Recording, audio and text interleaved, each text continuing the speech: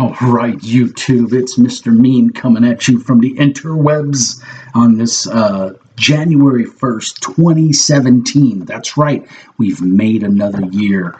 Awesome, Happy New Year to everybody. I hope everyone had a safe and sane New Year's. I was in bed by 9:30, 10 o'clock, out like a light. So I stayed off the roads. My wife is pregnant, so we decided to stay home and not do anything crazy. I was invited to a New Year's bash over at my friend Todd Bruni's house, and that was awesome. As every year we've gone, we've had a blast. But this year we thought it was better to stay home and be safe, and we did.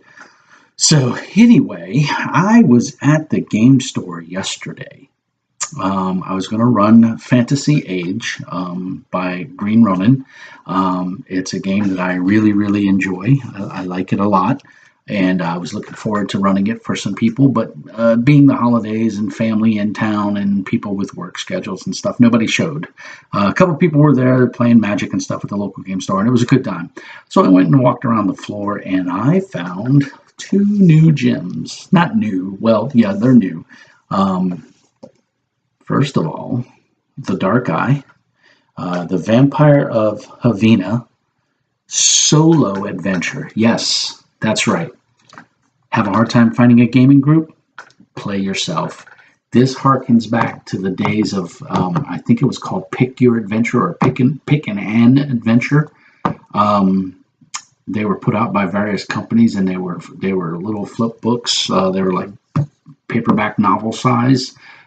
So when I saw this, I had to get it. This is phenomenal. And of course, the art is phenomenal, but this is exactly what you think it is. Some of you younger grognards may not know about solo adventures, but back in the day when we were wee lads, couldn't always get a gaming group together. And we didn't have the internet. We didn't have, Fantasy Grounds or Roll20 or anything like that. So half the joy of role-playing games or pen and paper games of any kind was to create characters, and then you statistically, fight and do all that fun stuff.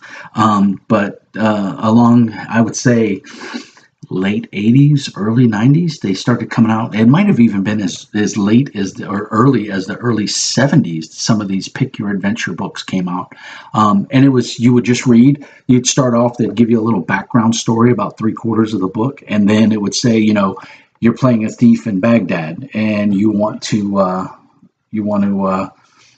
to try to steal the jewel, or are you going to pick the jeweler's pocket? And so it would say, go to page, and if you're going to pick the jeweler's pocket, go to page 34. If you were going to try to steal the gem off of his counter, go to page 17. And then you'd flip to that page and whatever choice you made, and then you would go from there. Why am I explaining this? Because the younger generation may not know about these things, because I haven't seen one in years. So, and I'm pushing 50. So, in fact, I'll be 50 this year. Oh my God, I'm getting old.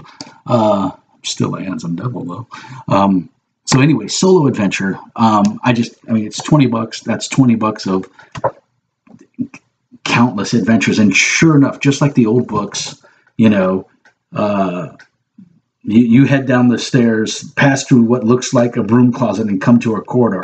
Go to page 168, or go to number 168. So then you'd flip through the book. You'd go to 168. Let's see if I can find 168 here. 168. You're in an L-shaped corridor illuminated by 4 candles that are almost completely burned down. As you round the corner, you see 4 doors in the otherwise empty hallway, and then it goes on from there. So yeah, and it even comes with a pre-done character, or you can use your own. They tell you straight up, you can create your own character, and you can go for it. But then they give you a pre-done character. They don't tell you what he looks like, or if it's a he or a she. The name is blank. It's a human. You're 17 years old. Your profession is a rogue. Your culture is Midden Realm. Social standing is free. Place of birth is Havina, which is where this story takes place. And of course, it has all your attributes and your advantages and disadvantages and all your skills. So it's a pre-done character sheet with everything. There's a couple layouts of everything. There's a big map in the inside cover. And then there's a smaller map of whatever the area is that is. I've only read the back verb, but one of the things that Ulysses Spiel North America is doing on all of these books that I've noticed is on your back cover, they put this little square in here. And it's for all their adventures and things like that. And what they do is it tells you this is a solo adventure for a thief with honor. And then it goes in to tell you the genre. It's a detective story or a mystery. It can be a little bit of both. Prerequisites, none. Location is Avena. The date, sometime between 1038 and 1040 FB, which is the time period. Complexity, player/GM, low. So this is an easy. It's to help teach you the games. I would recommend this for any player and or GM because it's going to help give you a little. You're going to see as a GM, you're going to see how the rules work and how things progress. And then as a player, it's going to teach you the game. Hopefully, as a GM, you kind of have a strong concept of the game as it starts, but sometimes you don't. Some people, this will be their first game they ever GM. So this is invaluable. I think this is. For $20, I think this is a steal. It's high quality. It's printed on nice paper. It's magazine size, so it's a little bit bigger than your 8.5 by 11.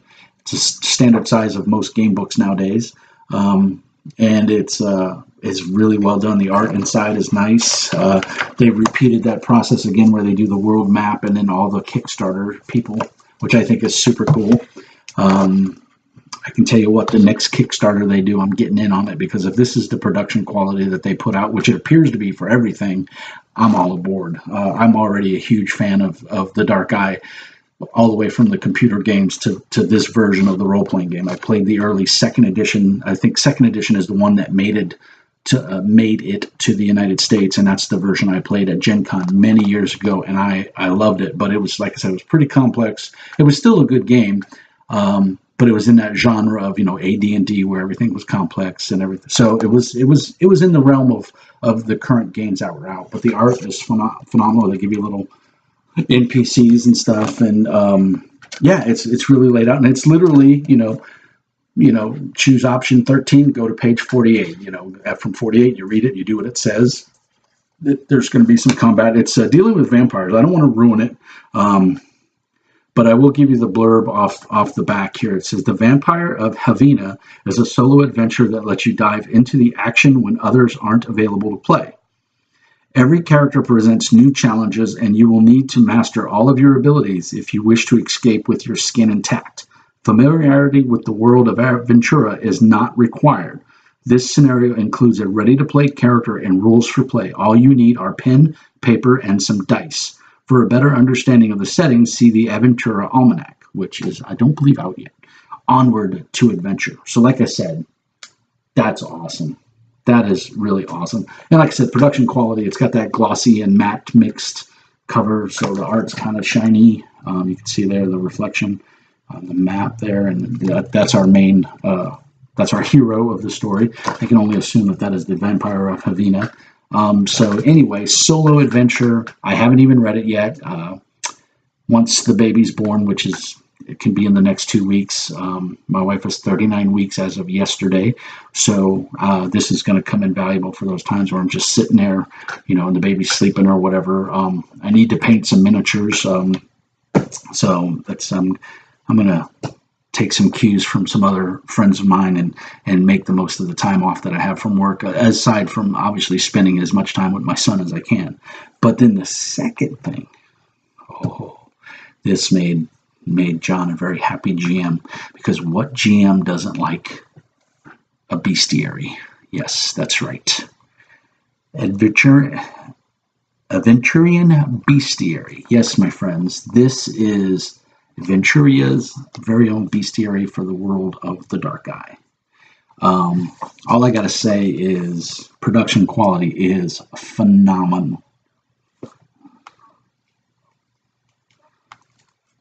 All I gotta say is phenomenal. Very well done.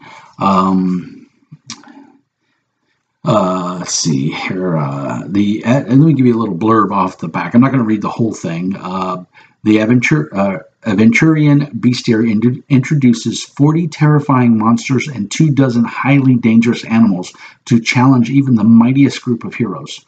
This source book also describes supernatural beings such as demons, fairies, and ghosts, and nightmarish flesh and bone creatures like the corpse-devouring ghoul, the Foul Pitworm, and the Titanic Gorger. These are just some of the monsters that are in here. Again, hardback, full color layout, production quality is phenomenal. I really dig that classy. It's off the cover, but I kind of like that version as opposed to the cover version actually better, believe it or not. That would make a great wallpaper on your computer. And again, they do the same thing with the world map laid out with all the Kickstarters, people who backed it. So phenomenal. They give you a nice little preface in the beginning, and then it literally jumps right into it, telling you about the different description format and how they lay it out for monsters. Not new combat special abilities. These are some abilities that players can even learn. And then it jumps right into Chapter 1, Monsters. What a great cover piece of the fearsome adventurer confronting the cave dragon. I judge a monster manual, a fantasy monster manual, on how it treats dragons.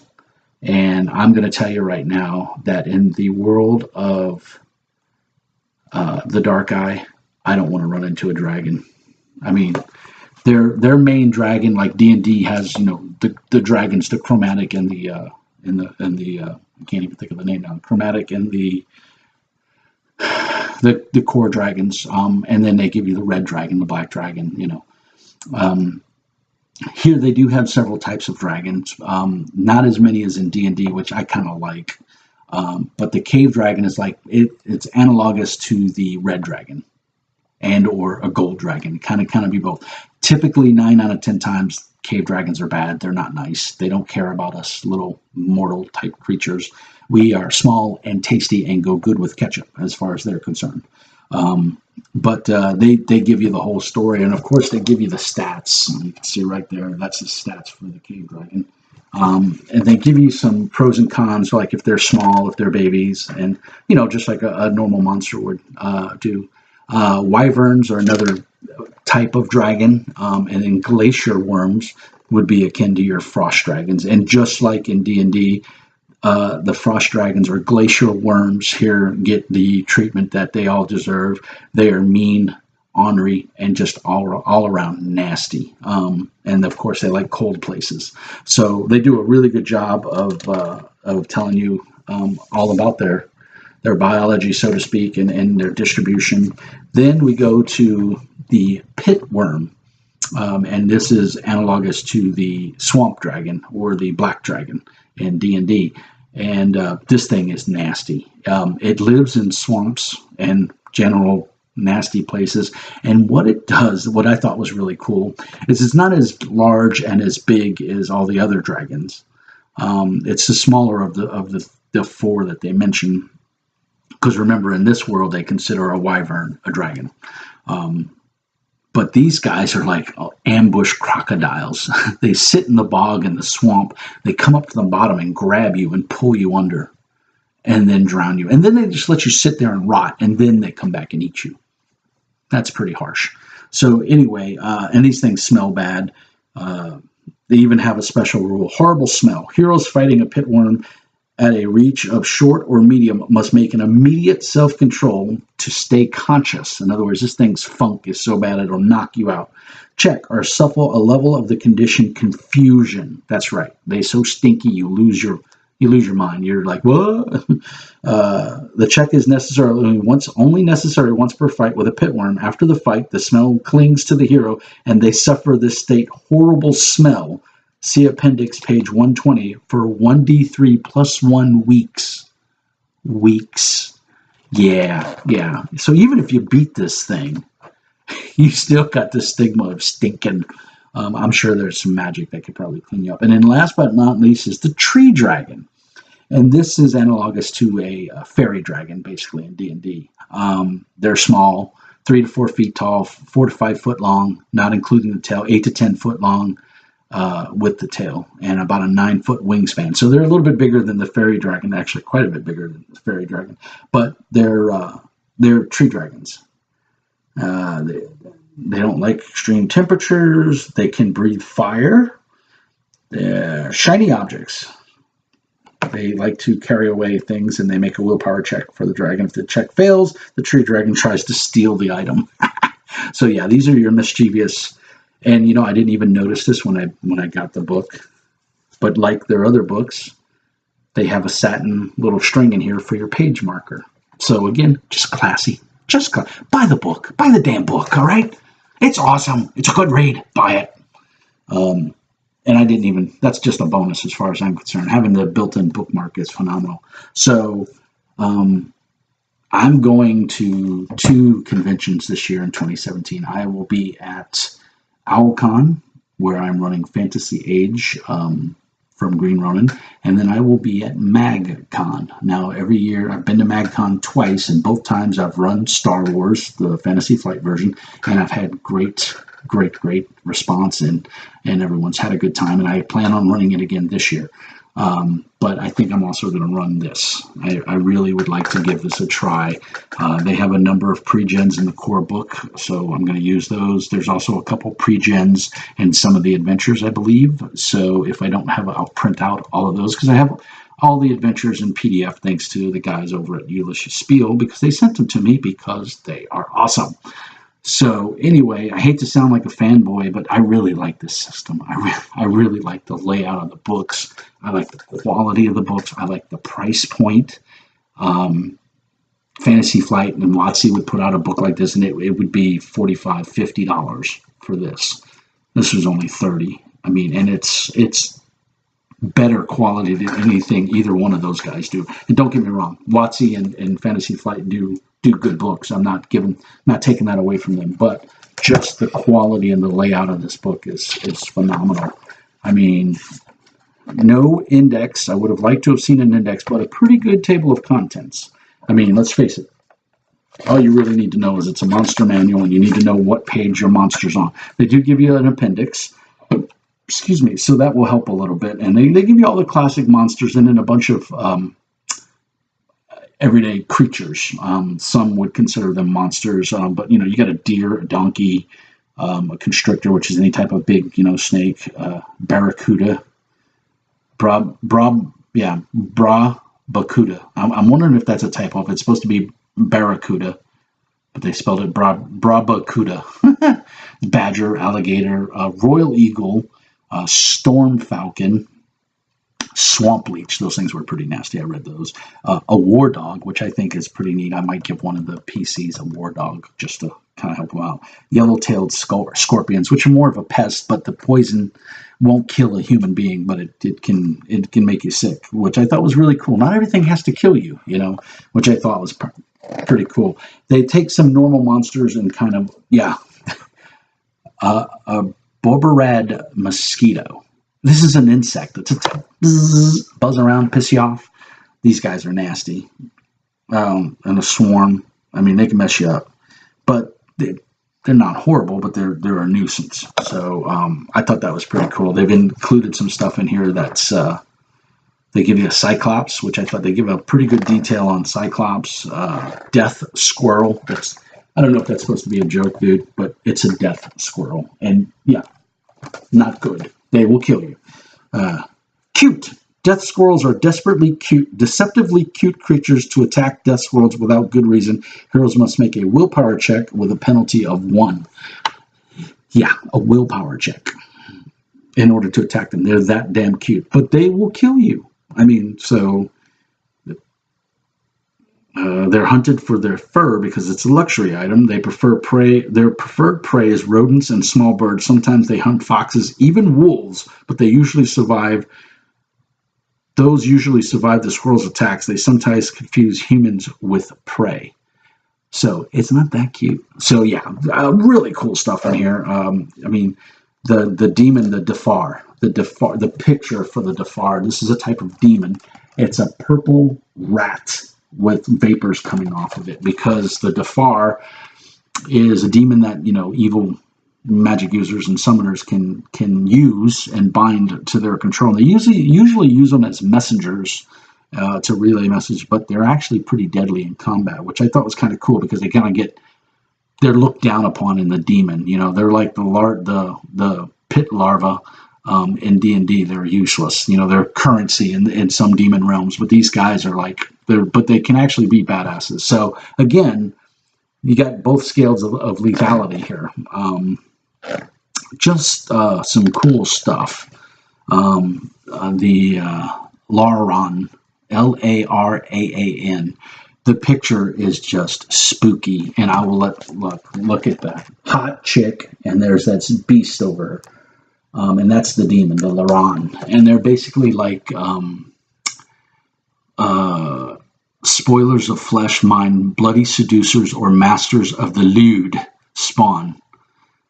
Five-horned and extremely powerful demons from the domain of Belkalel, and manifested Laran's true shape reveals its demonic heritage, with coal-black, wart-covered skin, a head and neck grown together into a crooked bump bearing 5 curved, bright red horns, and a perpetually drooling mouth. It is truly a creature from the nether hells, but few ever see Laran's true form, because a spoiler of flesh and mind usually wears only a very attractive and usually humanoid shape. It is a seducer that molds the unnatural beauty to match the victim's preferences. So yeah, that I could see putting that in the game. There's all kinds of just creepy, weird stuff. I mean, I can't even begin to tell you. Oh, the Incarnaria butterfly. Enchanting beauty. It's a butterfly. Just a butterfly. Yeah, not that simple, buddy. Anyone looking at a Conanarian butterfly must succeed in a competitive check of the butterfly's seduction against willpower, resist seduction, or suffer 1 level of confusion for each net quality level the butterfly achieves. Also, victims follow the butterfly without paying attention to their surroundings. The effect ends after 1 hour. Reduce confusion by 1 level per hour if the butterfly is no longer present. Slapping or shaking victims or providing similar aid can also end the enchantment. This cure does not work once you suffer 4 levels of confusion. Anyone with 4 levels gains them permanently. It costs the butterfly 1 AE per person per hour to use this power.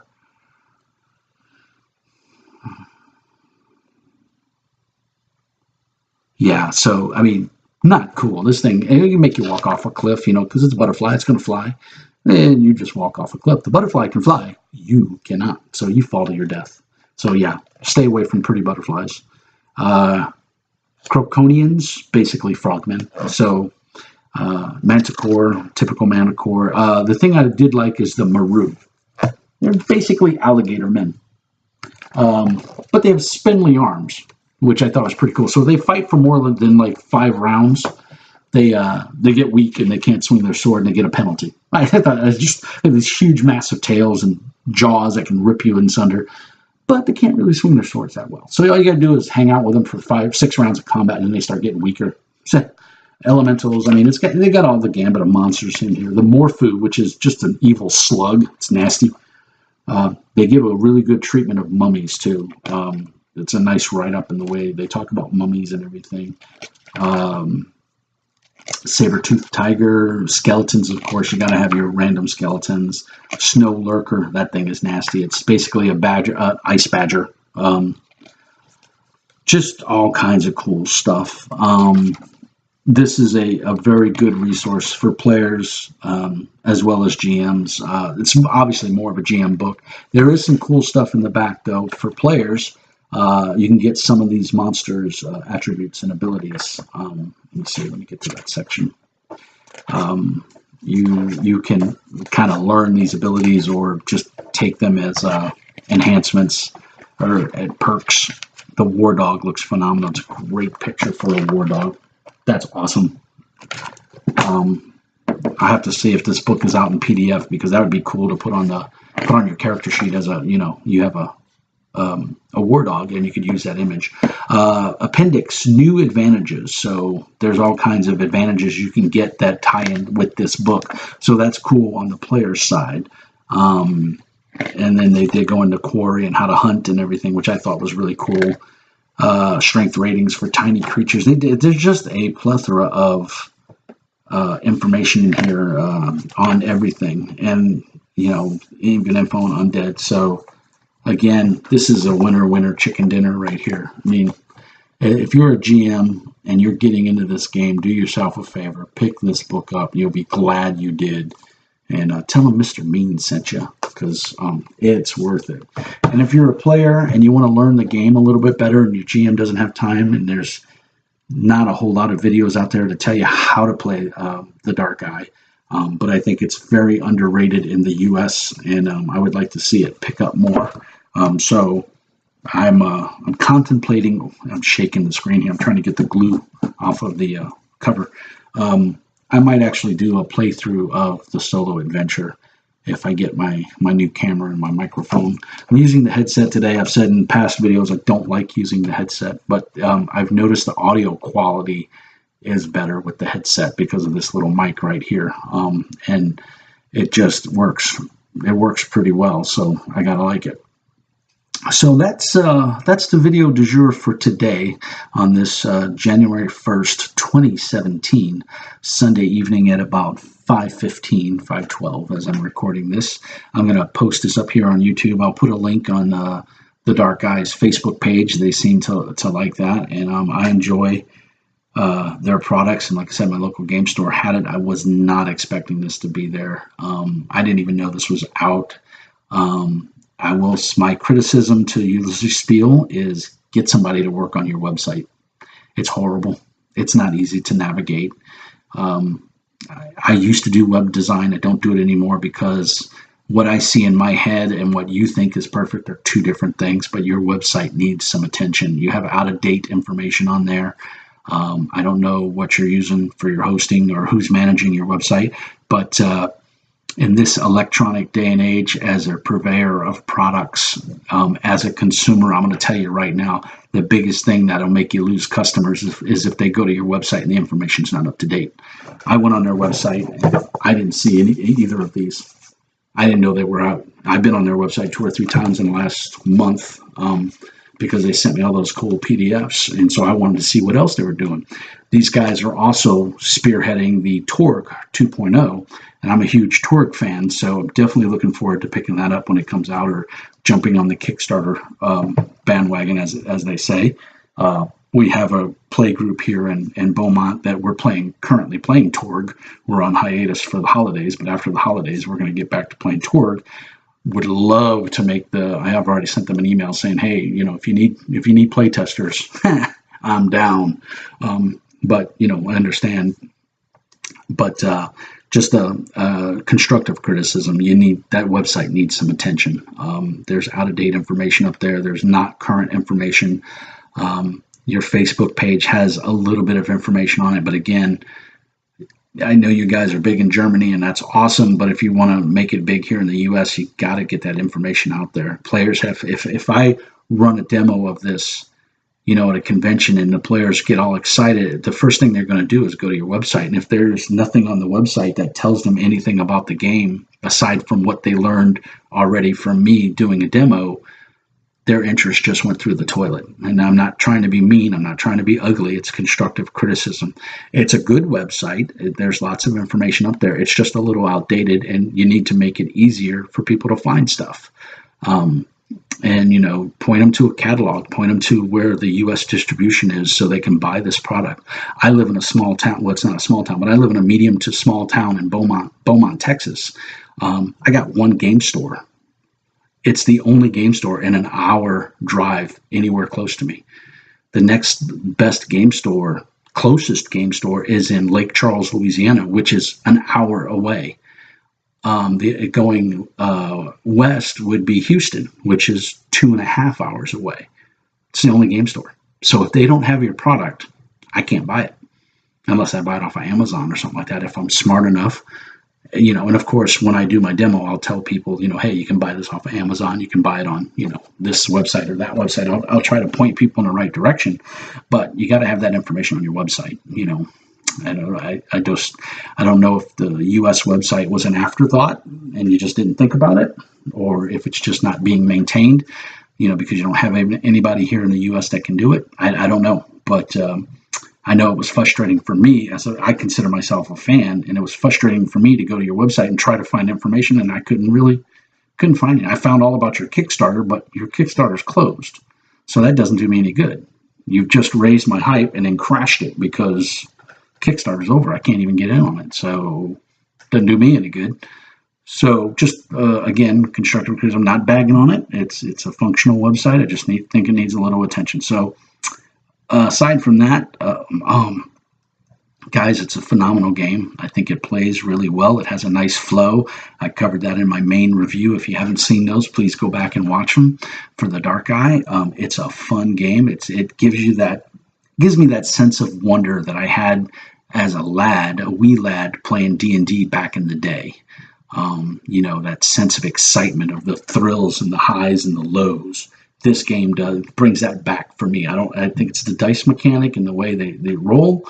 It works, and they do a good job of. The adventures are very well written. I can't wait to play that solo adventure. The Vampire of Avina. I can't wait because I think that's going to be an excellent adventure. Just glancing through it the way I did, I'm excited. I'm giddy like I was as a wee kid to play a game. So I'm looking forward to it. So with that being said, I'm looking forward to any other new products they have coming out. I'm going to go hit their website on Facebook and see if they have anything new posted. I know the Kickstarter for the Almanac has ended, and I wasn't in a position to get in on that. But hopefully that'll hit the local game store. The lady that owns the game store knows that I'm a fan, so I'm assuming. I'm not assuming. I asked her to, if anything comes in, to set one aside for me, or to order it if she sees it in her catalog. So hopefully she will remember. Because I would like to support my local game store. If not, I'll try to find a link on Ulysses Spiel's website that I can order directly from them if that's the case. I don't know if ordering off of Amazon hurts the proprietor, the vendor of the product or not. I really don't know if they buy in such bulk. Do they buy directly from Ulysses Spiel, and if so, do they? I don't know how all that works. I would like to think that buying through Amazon doesn't hurt them, but if it does, then I wouldn't want to do that because these guys need to make money just like everybody else does. So I want to support them in the best way possible. I know buying from your local game store, that's one way to do it, but buying directly from their website is also a good way to do it. If you live in a town that doesn't have a game store, like if my store is closed, the book stand, if it's closed, I can't buy anything, and they're closed Sunday. That's the only day they're open. Every other day they're closed tomorrow because tomorrow's is when we're celebrating New Year's here in the U.S. So they're closed tomorrow. So if I'm a working guy, I'm off. I can't go buy anything because the store's closed. So that being said, phenomenal game. I think I've harped on it long enough. I think you guys get the gist that I like the game a lot. I think I'm going to try to set it up where I do a solo play. Don't quote me, but I'd like to. But as always, great product. If you read the reviews and you like it, you watch my review and you like it, give me a thumbs up. Constructive criticism is always welcomed. I'm working on getting a better camera and a microphone. I don't like wearing this headset. It gets too hot. It's a good headset, but I don't like it. Anyway. So that's my review of The Vampire of Havina, a solo adventure. Worth it. And also of the Bestiary for the Dark Eye. Again, solid book, worth it. You should go pick it up. So as always, as I say in the closing of most of my videos, be nice.